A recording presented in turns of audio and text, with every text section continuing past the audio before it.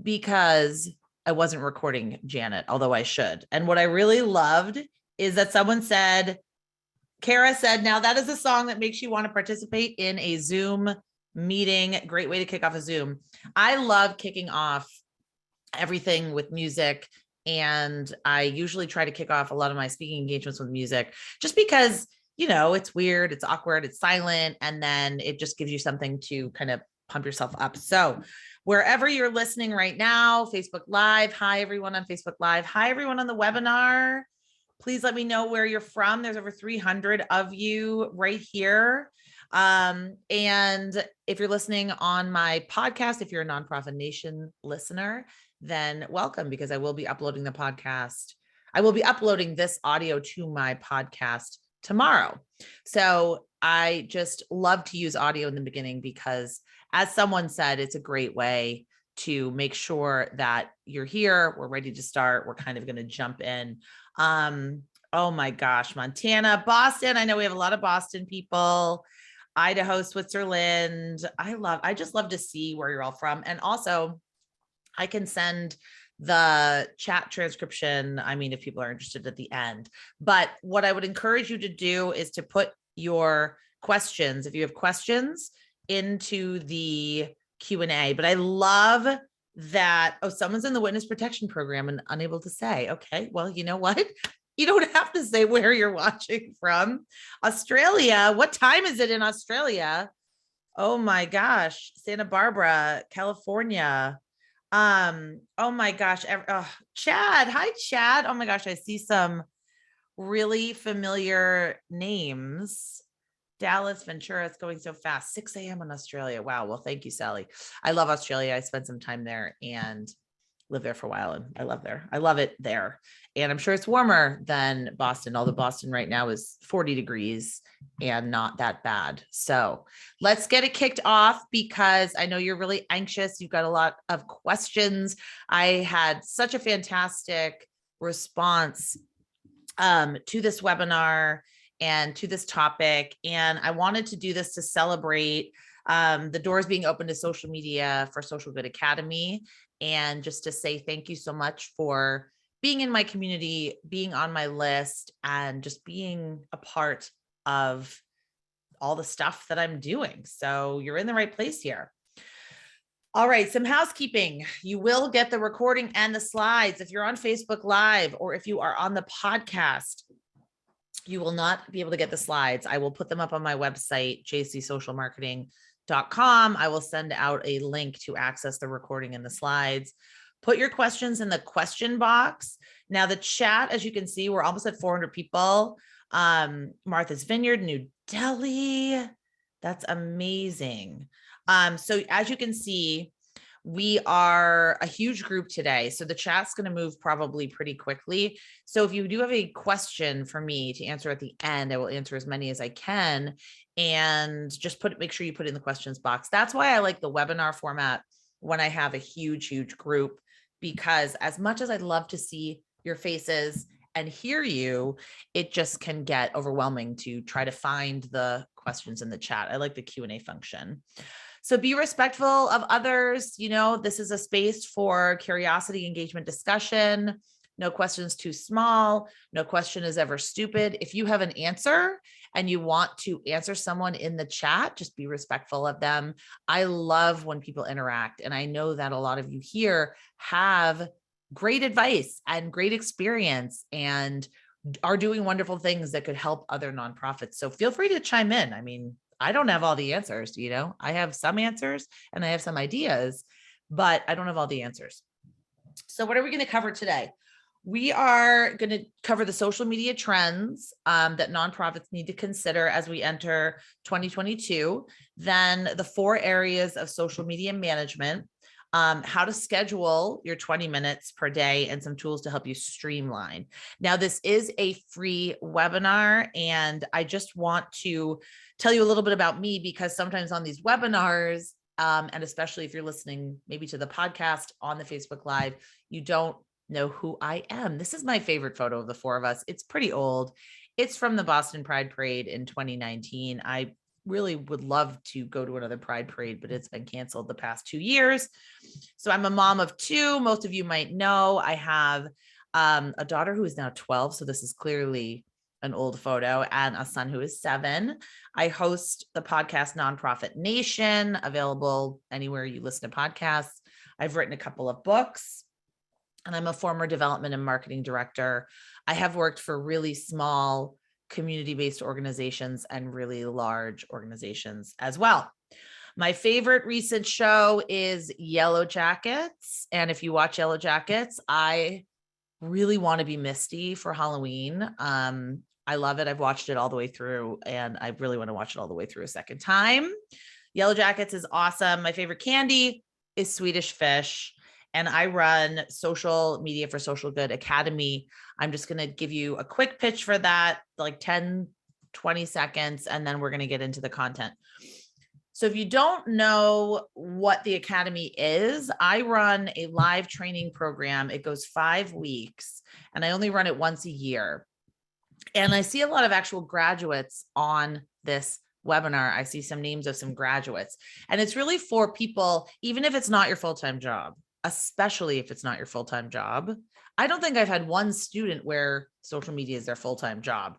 It's more for a nonprofit professional who is squeezing social media in, or it's been put on their plate and they're really trying to be strategic about it and not spin their wheels. So in this academy, over 5 weeks, we create a blueprint that's customized to you, and we create a plan and a content calendar. So yes, there's a ton of free information out there, but really at the end of the academy, you're going to walk away with something that you can then replicate in future jobs, which actually I think is pretty cool. So the last slide about the academy, I mean, it's really one of the only times you can get one-on-one help from me, other than hiring me to be a consultant and to work one-on-one in your business. So if you've been a student, you know that you can email me, you send me the homework, I will look at it. We have Q&As. We do, those are Zoom meetings. So I see you, I hear you, I talk to you. And this year I'm going to introduce hot seats, because I think that that's a huge opportunity where organizations want to hear from other nonprofits in the sector and other development and marketing professionals to get some ideas. Rather than just hear from me, we kind of bounce ideas back and forth to each other. So there are some payment plans available. The doors close February 7th. You can go to this link, or you can just go to socialgoodacademy.com and, email me with any questions, ask any questions that you want at the end of this webinar. Okay, great. And Amy, thank you so much for sharing that wonderful testimonial. If you are on here, I adore you, and I appreciate you giving me permission to share this for everyone else, because I know people need to hear from their peers. All right, so let's dive right in. Social media trends nonprofits need to consider as we enter 2020. I mean, doesn't it feel like 2020 has been underway for quite some time? I'm still doing 2020. I keep saying 2020. It's almost like time stopped in 2020. Does anyone feel that way? Saying 2022, I haven't gotten used to that. 2022. So as we enter 2022, what are some of the trends that we need to pay attention to? Does social media matter for nonprofits? Question I get all the time. Yes, yes, yes. Read the Global NGO Technology Report. Really read any reports that are being done online in terms of the impact that social media has on awareness and visibility, but also driving donations. So it seems like we all agree that it's great for driving brand awareness. It's great for driving website traffic, but people that are on social media, they actually do say that they've used sites like Facebook and Twitter in the past month to show support for their causes. So 29% of online donors say that social media is the communication tool that most inspired them to give. And email was second at 27%, which I thought was interesting. That's a change from years past. 87% of donors who first donate from a social referral source make their second donation from a social referral source. And people absolutely love donating on Facebook, and they'll do it again multiple times. Social media, according to Classy, and as we know, Classy was just acquired by GoFundMe. So congratulations, Classy, drives 57% of traffic to fundraising campaign pages. Now, love it or hate it, love Facebook fundraising, hate Facebook fundraising, billions of dollars have been raised. Now, these are mostly through Facebook birthday fundraisers. And, you know, what Mark Zuckerberg announced when they hit this milestone is more than 85 million organizers and donors have chosen to support an organization through Facebook. And the 2020 Global Trends in Giving report found that 32% of donors that donated through Facebook and Instagram giving tools, 89% say they're likely to give through Facebook again, which I think is pretty interesting. And we know that consumer behavior and donor behavior are pretty much the same because donors are consumers, hopefully mostly consumers are donors. Not everyone is both, but e-commerce behavior definitely follows donation behavior and philanthropic behavior online. So consumers are influenced by social media. They're 4 times more likely to spend on purchases, and it shortens the customer journey. It amplifies the impact of social proof. It remains one of the most effective ways to reach your audience. And this is a source, the Search Engine Watch. On the right-hand side, this is one of my favorite organization, Amira Incorporated. They did a Hope 2020 campaign where they shared 6 stories in one day, and they did a countdown, and they shared this with their social media ambassadors so that they could share it. So I could easily share that on my Instagram story. So social media influences consumer behavior. I know that anytime I share something on social, I really don't like the word influencer. I'm not very comfortable with influencer, but I do know that I think I shared a sweatshirt that my sister-in-law bought me.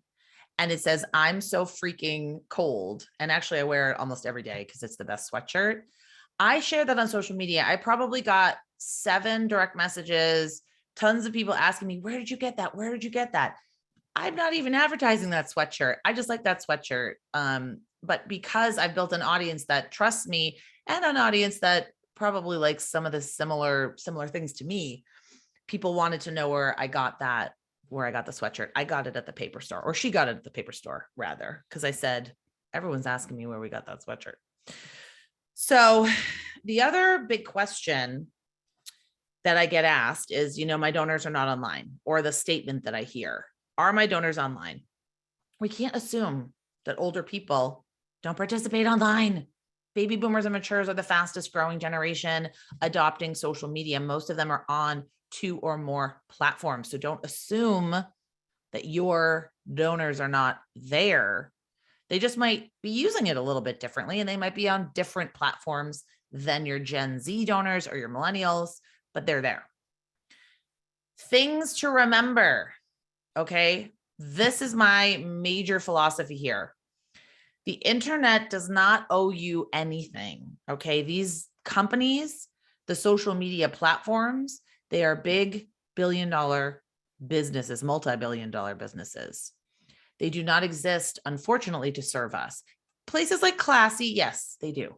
But social media, Facebook, Twitter, Instagram, LinkedIn, TikTok, Snapchat, name it, YouTube, they exist to make money. They exist to make money for their shareholders. So we do have to understand that. And I'm not cynical. I feel like I'm not a cynical person, but I don't have rose-colored glasses on when it comes to the reality of using these platforms.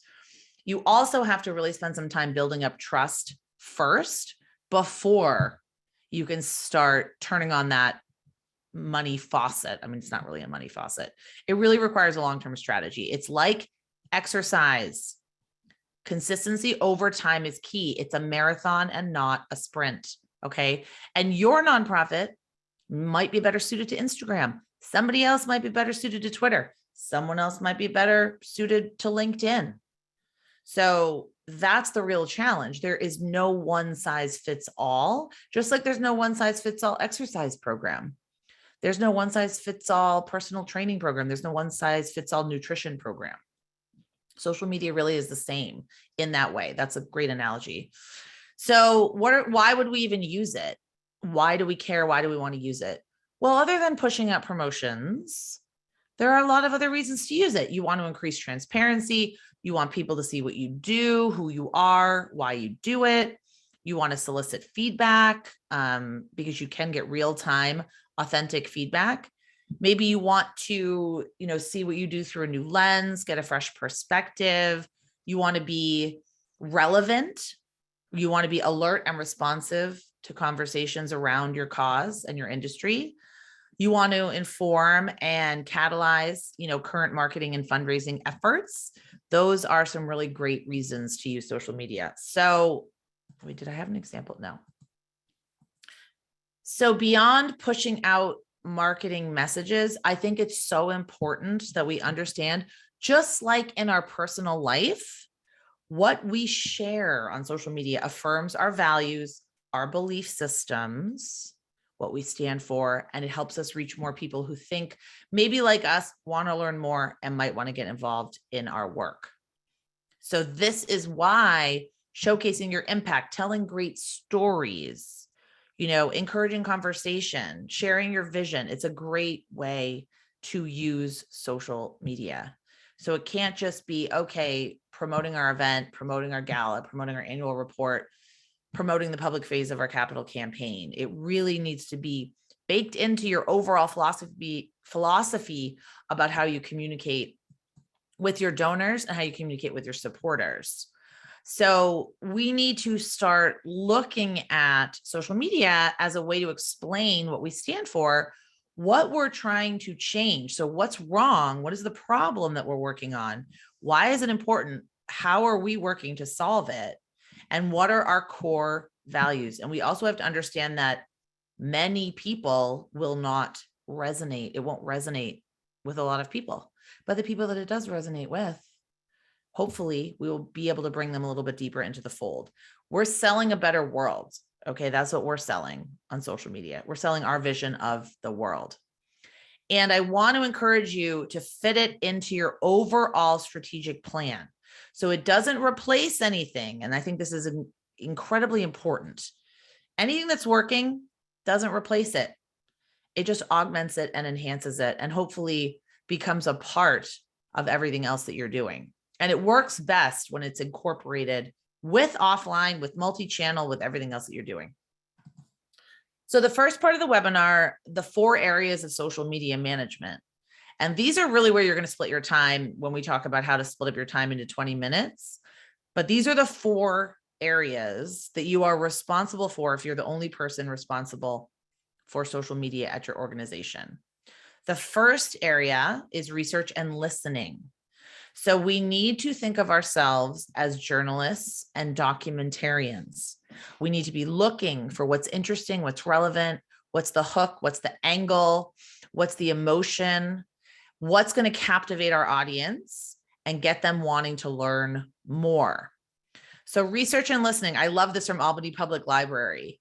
A lot of libraries did post when Facebook and Instagram was down that day. I guess it was October 4th, 2021.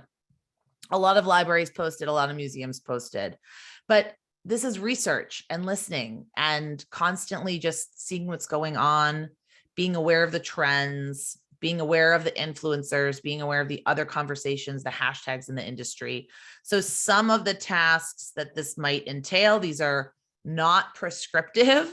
These are just suggested, recommended, some things that I've worked on in the academy with my students. I do give a detailed weekly task list for social media managers inside the academy, but some of the things that this might entail: list out some bloggers or journalists or influencers that you follow or that you want to follow to get information. Create a label in your email provider for email newsletters. Now, this is so important. Okay. First of all, I'm struggling with this actually today. I signed up for some courses.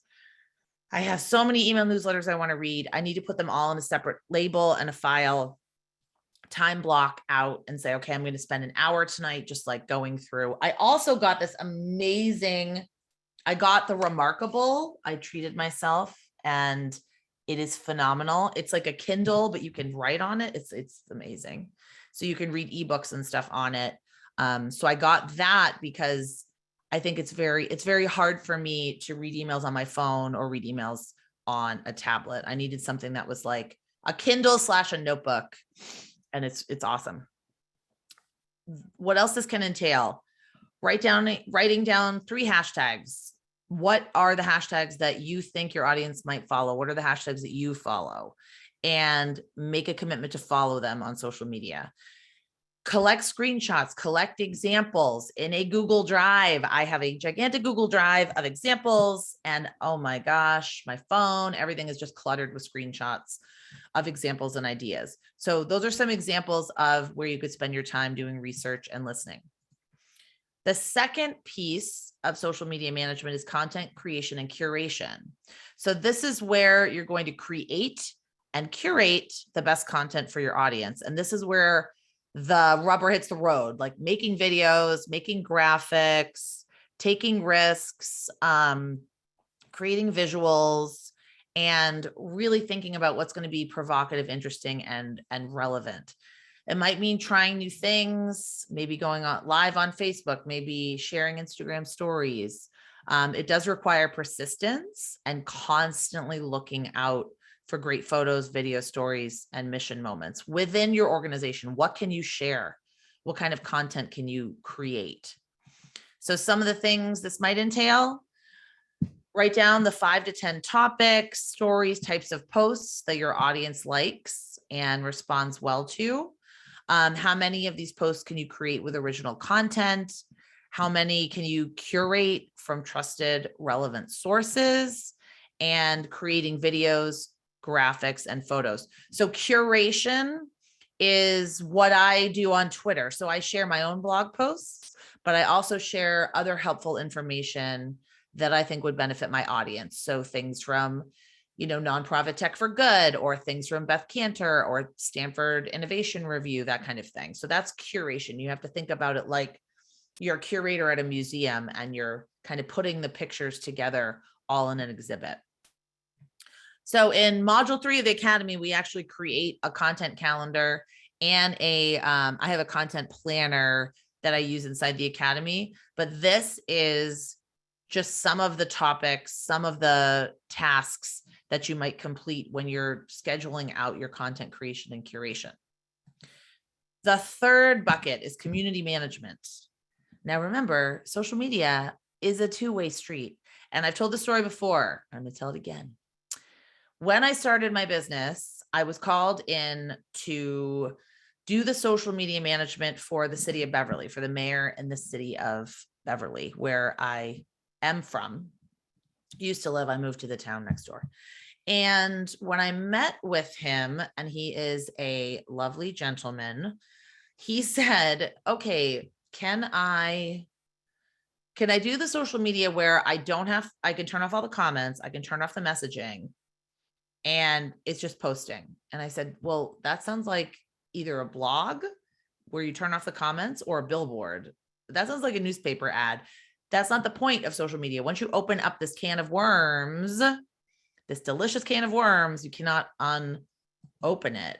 And people expect answers and acknowledgement and fast. So you don't have to answer them in 3 hours. I would say 24 hours would probably be okay. If they have an urgent question, it's different. But if they just say, oh, I loved your museum, you can respond within 24, 48 hours. Or if they just said, oh, I have a question about this or a question about your website, you're not ready for social media if you don't want to open two-way conversations and build these relationships. So some community management tasks: follow 10 accounts per week. That's what I usually recommend, depending on what platform you're on and depending on what makes sense for your nonprofit. So you have to follow people in order to get more followers. Look at who follows you, see who could follow back. I do not follow the you follow me, I follow you automatically rule. I don't do that on Instagram or Twitter, but I do look at who follows me. And if it's interesting to me, if it makes sense, then I follow them back. Answer questions. Now, this is a huge piece when we're creating our policies in the academy. We talk about how to take negative conversations offline or direct them to DM, which is direct message, how to ignore the trolls, and how to create internal and external social media policies. But this is a huge piece of community management, which is the third rung, I guess, on the ladder of social media management overall. Okay, let me just take, okay, quick sip of water. The fourth piece, measurement and analysis. This is the one that gets forgotten. We are so busy doing content creation. We're busy answering comments, research and listening. Maybe we're doing some research and listening, but we are certainly most probably, not doing measurement and analysis. Don't drink an entire 2 seltzers right before a webinar. Okay. I love my good Poland Spring. All right. If you don't know how well you're doing, how can you figure out where to improve, what to do more of, and what to kind of get rid of? And this is why we spin our wheels. We don't look at what we're doing. So the work of measurement and analysis means knowing what to measure, where to find it, how to create a spreadsheet so you'll keep up with the measurement, how to help coworkers and supervisors embrace the work. That's huge. That is a huge piece of measurement analysis. It doesn't just go into a spreadsheet and you never tell anybody. You're going to create reports and report out and show people the impact and talk to them about how you can best achieve your goals. And then this is also in this is where to find benchmarking data so you can see how you're doing compared to other nonprofits. So some tasks, and this is an entire module in the academy, but choosing relevant metrics to track each month, running reports, reporting out to supervisors. How are you going to really get buy-in, right? Using this data to analyze and identify trends and improve the work. So we have research and listening, content creation and curation, community management, measurement and analysis. Those are the 4 pieces that are required for success. So this is the way that I like to space it out in 20 minutes per day. And I'm going to give you some productivity tips. Really simple. You have to divide and conquer. You've got to decide what's going to take up the most time. And I believe it's content creation and curation. That's going to take the most time to do. So Monday, you might spend doing some research and listening, doing some community management. Tuesday, content creation and curation. You can actually schedule out. I don't recommend scheduling everything out, but you can schedule using your Facebook Business Manager, using Hootsuite, Buffer, Planoly is a great one. Wednesday, same thing. Thursday will be research and listening, community management, and Friday can be spent on measurement and analysis. Of course, if you finish something up early and you got 4 minutes to spare, then you can do something else and you can adjust it. But it's just going to help it be more systematic for you. It's just creating more of a plan and a timeline and sort of a blueprint for the time that you're spending. Now, my favorite productivity tip is the Pomodoro tick technique, because what happens, I know this happens to all of us, we take 5 minutes out of the day to check Facebook, and then we're down a rabbit hole and have 50 Chrome tabs open. And actually, I had to close all my Chrome tabs before this webinar because they were crashing my computer. So the Pomodoro technique, this is a 25-minute exercise. You could do 20 minutes. You could do 10 minutes. You could really do anything. It's just the principle. Decide what you're doing, set the timer, turn everything else off, work on your task, and then take a short break and then do it again. So this is good for anything, if whether you're doing grant writing, whether you're doing donor relations, but especially good for social media. Now, I really do recommend, I know it's hard for those of us that are always on, keep a schedule, okay? Now, this is what I do now because I was getting so overwhelmed with my direct messages, my notifications, my text messages. What else is on my phone? I don't know. So what I had to do is I had to tell people, look, If it's urgent, call me on the phone. I mean, that's my family. And otherwise, I will respond to your text messages between noon and 1 and between 4 and 5. And I'm not kidding you. And I have to do it that way because I cannot have my phone on me all day. I can't be getting notifications all day. It just throws me off. So if you keep a schedule like that, then you will not, conversations aren't going to fall through the cracks. Schedule dedicated time, block out hours and 20 minutes in your calendar, and create these special tabs within your email because you're going to get those notifications sent to your email, or turn off your notifications on your phone and then take a set time in your day to check the notifications. So for me, Facebook, Twitter, Pinterest, they get their own folders, and I schedule time in my calendar to monitor these networks one by one. I just can't do the always on mentality all the time. I can't do it anymore. I could never do it before. Well, and now I'm like, nope. The key to success is implementing a long-term plan, right? So 20 minutes a day will only get you so far if you don't have a plan and a strategy. So you need a plan and a strategy. This is what we focus on in the academy, but some kind of quick and dirty tips to start your own strategy is figure out your goal, identify what you're trying to achieve, identify the possibilities, the opportunities. How will you know success? How will you know success? And it's not, I will know it when I see it. That is not it. Identify your goals and then know who you're talking to and who you want to talk to. So the people that you already have with you and the people that you need to reach. That's audience identification. Then you can choose your platforms. Your platforms have to be tied to your goals and your audience. And this is what we do in module 1, I believe in module 2 of the academy, because we need to take lots of time to figure out our goals and our audiences. And then we choose the platforms. Now, I encourage you to reframe the way you think about marketing in general, but especially social media. Don't cut through the clutter. The only solution to the digital clutter problem is to craft inspiring, relevant communications designed for your target audience, asking them for their attention and earning their participation. So this is why we spend so much time identifying who we're engaging with, what action we want them to take, because different messages inspire different actions. And create content that people want to read, watch, and consume. What's going to put a smile on their face? What's going to help draw them in and make them excited and proud to be a part of your organization? Telling stories, shedding light on your staff members, your volunteers, the day-to-day work, creating that emotional connection. This is what social media is really about. Think about why we joined social media. We joined it to connect with real people and to talk about ourselves and our identities and things that matter to us, and then connect with other people that we want to talk to about these things. So that's how we should be using our platforms, and then sharing information that is helpful to our audience.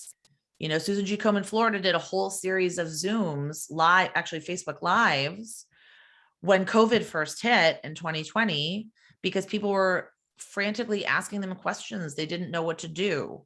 And then Amira, they're always going live to talk about what's happening, what's going on. We've got such great announcements. We have exciting news. Like, this is what's happening, just keeping the pulse of the organization.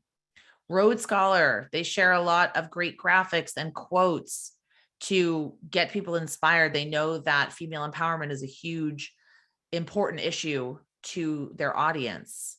And then things like Museum at Night Challenge. What challenges, what hashtags, what cause and awareness days are relevant and interesting to your audience? Are they paying attention to? And then, of course, these like mission moments, photos, sharing your impact.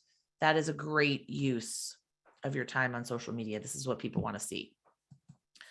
So in conclusion, before we get to the Q&A, is that, trends come and go. Social media trends come and go, but the principles really do remain the same. You need to meet your donors, your supporters, your members where they are, not where you want them to be. You need to make every interaction as frictionless and clear as possible. Now, frictionless just means be where they are. If they are on Facebook, if they're on Twitter, if they're on LinkedIn, just eliminate that friction and just go where they are. And always think about your audience first when you're revamping your website, when you're writing your email, when you're sharing content on social media. And I just want to encourage you not to get overwhelmed. The only constant online marketing is that it's constantly changing. The platforms come and go.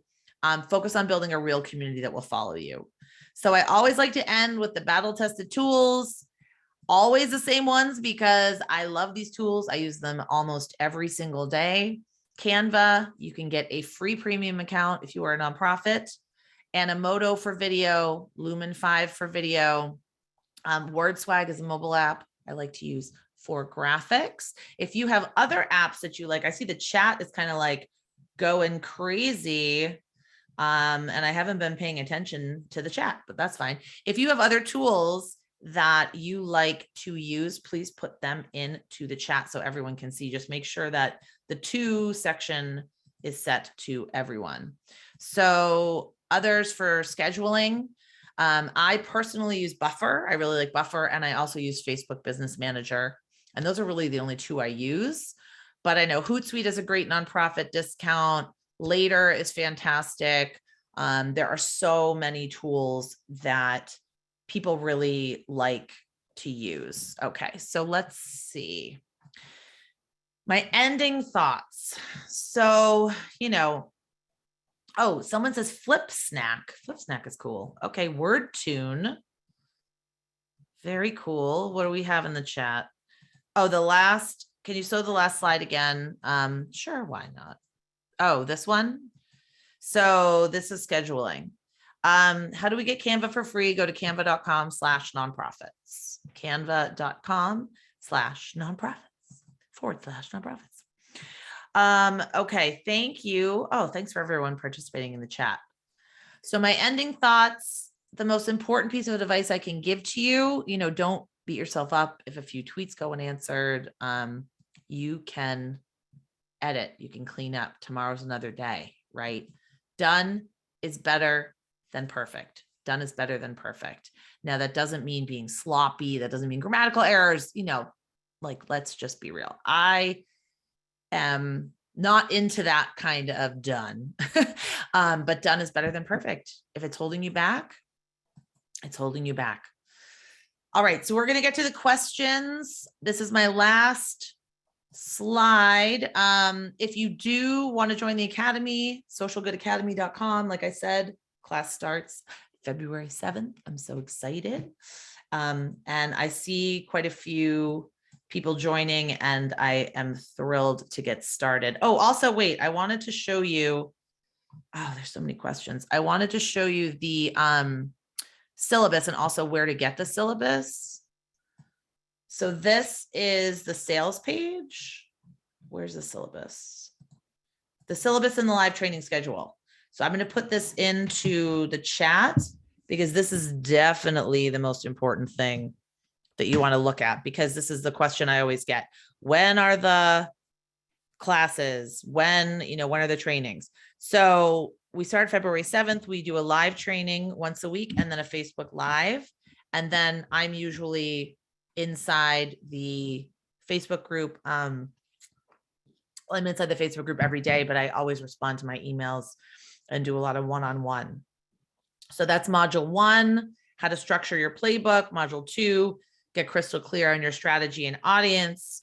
We do have a week in between where I let you digest, implement. I'm still taking questions and Q&A. Module 3 is where we focus on content, calendar, and plan. And module 4 is tracking social media analytics and reporting out and getting buy-in and sort of all that great stuff. There's a lot of bonuses there too. So make sure that you are checking out make sure you're checking out the syllabus. And if you can't make the live trainings, you get lifetime access to everything. So socialgoodacademy.com is where you'll find all of that information. All righty. Okay. Oh, what's your page for the live on Facebook? Well, I think, I'm not actually sure if it's working, but I think I posted it in the chat. It's just on it's in the Facebook group. So if you're in the nonprofit social media storytelling group, it's going to be there. Okay. What's the comparison between donations made using US mail and online? I don't know. Oh, you're saying like a statistic? Like what is the percentage? I don't know. So I think online donations are maybe about 13 to 15% of all donations. But I want all of you to hear this, right? Because you hear that, you're like, oh, well, it's just a tiny percentage. E-commerce is only 15% of total purchases, right? And you think, oh my gosh, like all I do is buy everything on Amazon, which is true. So you have to take into account with the e-commerce statistic, cars, groceries, other things that you just don't buy online. Like I know groceries are bought online, but a lot of other things.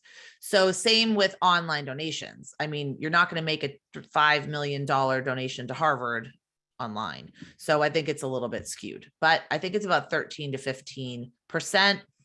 Blackbaud actually does a fantastic survey, and I'm going to find it. It's called the Fundraising Effectiveness Project. Here, I'm going to put it in the, I'm going to put it in the chat, although I can't really seem to find a good link for it. Anyways, the Fundraising Effectiveness Project. I don't know. This is a weird, it's when I Google it, it looks really weird. Oh, here we go.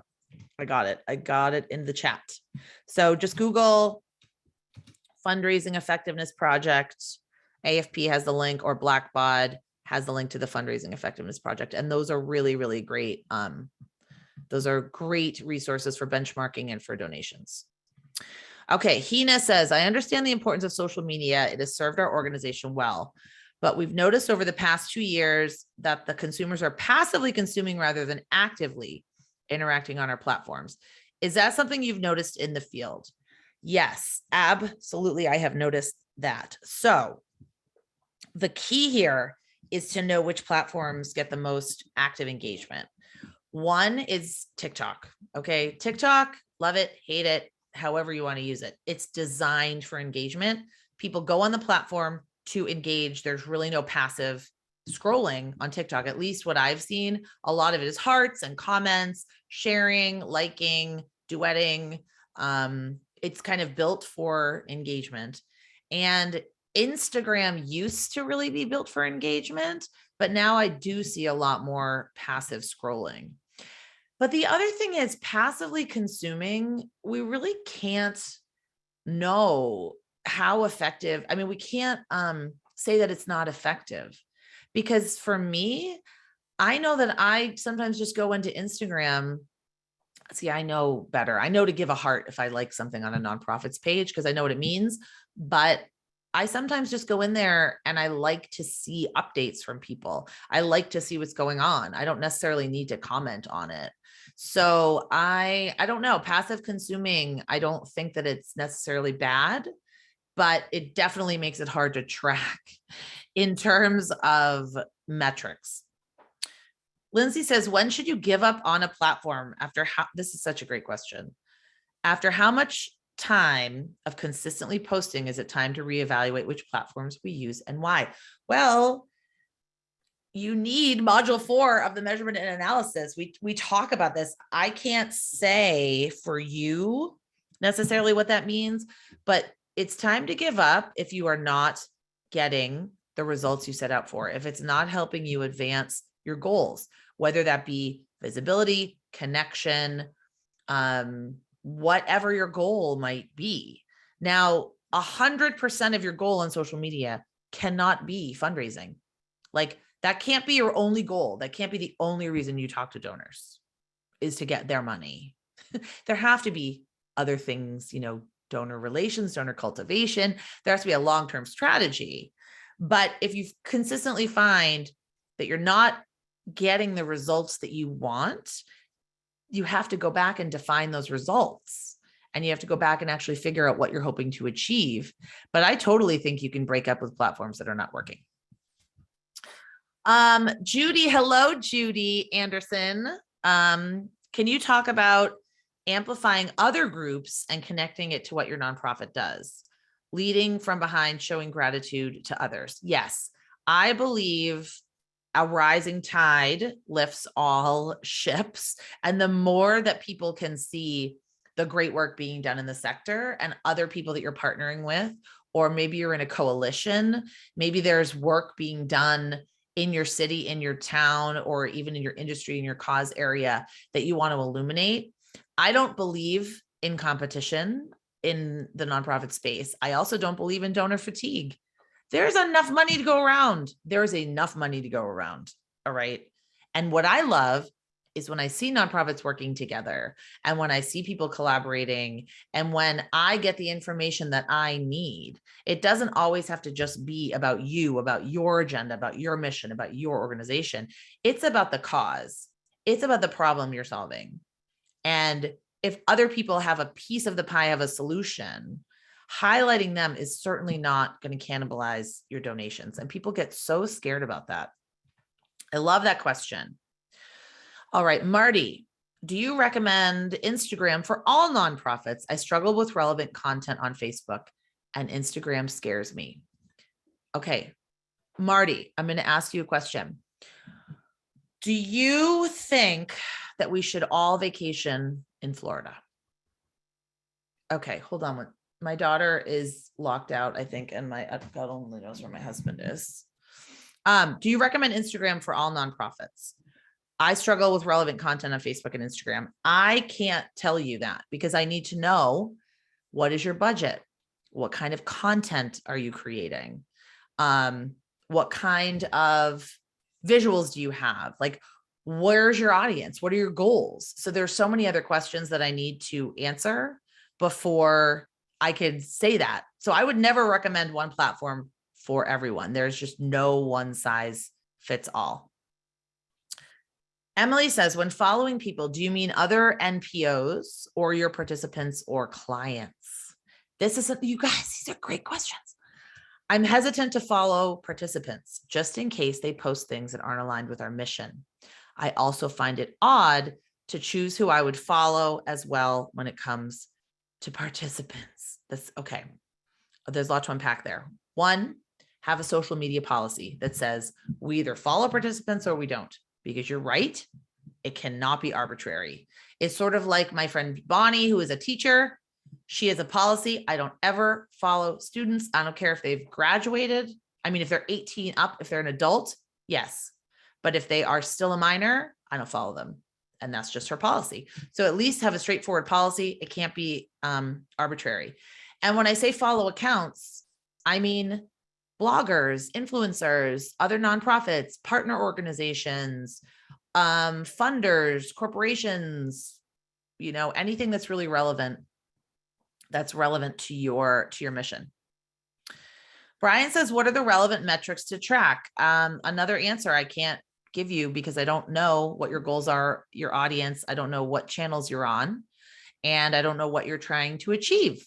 So relevant metrics to track, I have a lot on my blog around that, just to kind of give you a little big overview, but that's a bigger question than I can answer. I would say, it is important to make sure your numbers are going up. It's important to make sure that, you're not losing 50% of your email subscribers in one fell swoop, but that's really determinant on your goals, your audience, what you're trying to achieve. Mary says, should my nonprofit have every form of social media? Facebook, Insta, Twitter, LinkedIn, Google, despite having almost no following on some of these. Is this hurting us? Yes, I would say yes. You do not have to be everywhere. Pick and choose. You can cherry pick. You can say, you know what? We really get, first of all, I really like Instagram. I want to use Instagram. I like LinkedIn. We're using LinkedIn. We're getting some traction there. YouTube, we're not really getting any traction. Facebook, we're not getting any traction. So we're going to focus, we're going to put more of our eggs in those other baskets. You do not have to be everywhere. Quality over quantity. Alana, hi Alana. Within content creation, how do you spark conversations? Well, it's like Seth Godin always says, in order to be remarkable, you need to do things worth remarking on. So in order to spark conversations, you need to post things that are worth talking about, that are a little bit, that provoke a response. So I would say, I know a lot of libraries do ebook versus print book or something like that. Harry Potter versus Lord of the Rings. I don't know. So think about what you could do in your area, like dogs versus cats. I don't know, but there's no right answer necessarily, but it's just going to spark a conversation. This is also why we need to comment on things that are in the news, things that are relevant and timely and topical, because that's what people are having conversations around. So those are just some ideas. All right, Sheila, what are your recommendations when your work is a dark area, example, rape? Okay. I've worked for the Boston Area Rape Crisis Center. I've worked at domestic violence shelters, and Amirah, AMIRAH, they work with survivors of sexual assault and sex trafficking. And they do a phenomenal job storytelling on social media and on their email. So there are definitely ways that you can do it. And I have some examples for you. Amirah is one.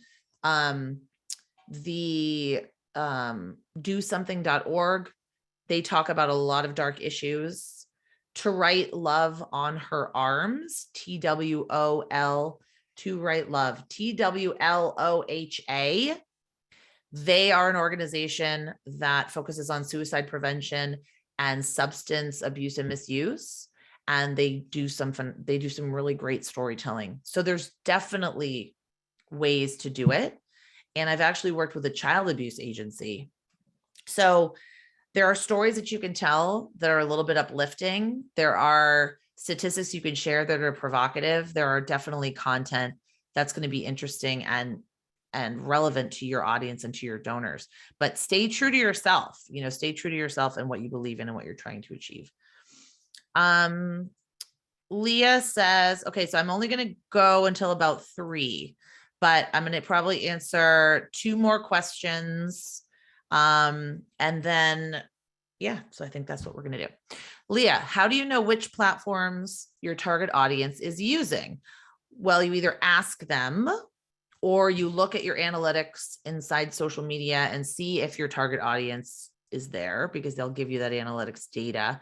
But I would say ask them and do maybe a short survey, a short poll, and also look at benchmarking data. So if your audience, you want to target Gen Z in the Los Angeles area, something like that, you can look up what they're using. You can look at benchmarks that say, oh, the majority of Gen Z is using Snapchat and TikTok. So look at benchmarking reports.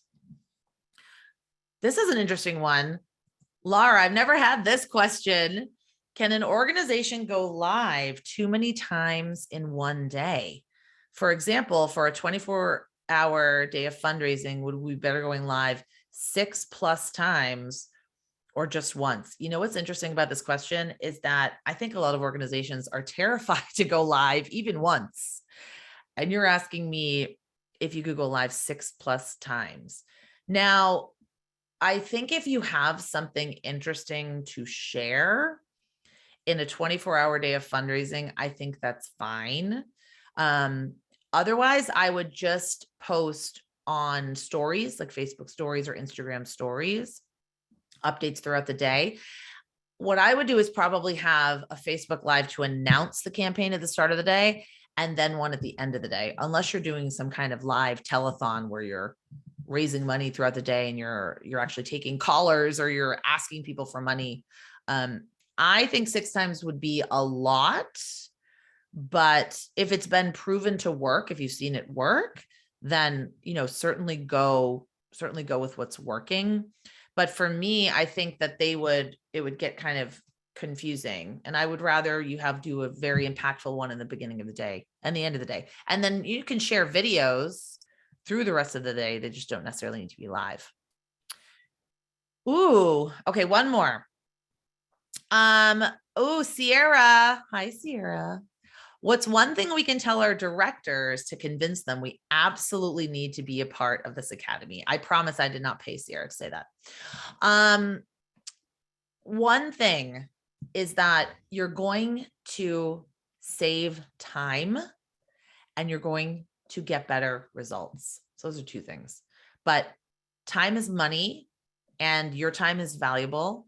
You're going to have a plan.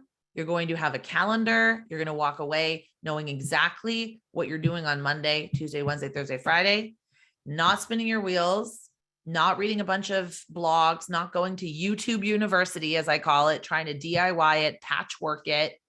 And you're going to be part of a community that's going to be very supportive of you. So I know that's more than one thing, but thank you, Sierra. That was so helpful. Thank you. All right, everybody. I'm sorry I didn't get to all the questions. I want to be respectful of your time, and you can always email me your questions as well.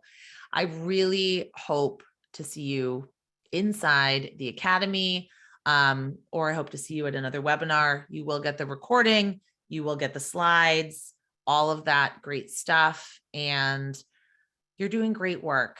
Your mission is important. Your work is important, and the change that you're making in the world is important.